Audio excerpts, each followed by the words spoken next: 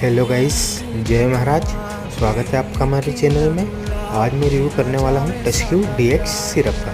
टेस्क्यू syrup एक dry cup syrup है, मतलब सूखी खांसी की सिरप है। साथ में बहुत ही सारी यूज़ में आती है, जैसे गले में खराश होना, सर्दी में गले में जैसे काटे गड़ना, उसमें भी इसका बहुत ही अच्छा रिजल्ट है। इसकी प्राइस की बात करें तो ये 99 रुपये में आपको मार्केट में अवेलेबल हो जाएगी। इसके डोज की बात करते हैं तो 5 साल के बाद स्टार्ट होती है। 5 साल के बाद इसका डोज रहेगा 7 साल तक 5 ml दिन में 2 या 3 बार, फिर 7 से 10 रहेगा 7 ml दिन में 2 या 3 बार, उसके बाद 10 ml ले सकते हैं दिन में 2 से 3 बार। धन्यवाद।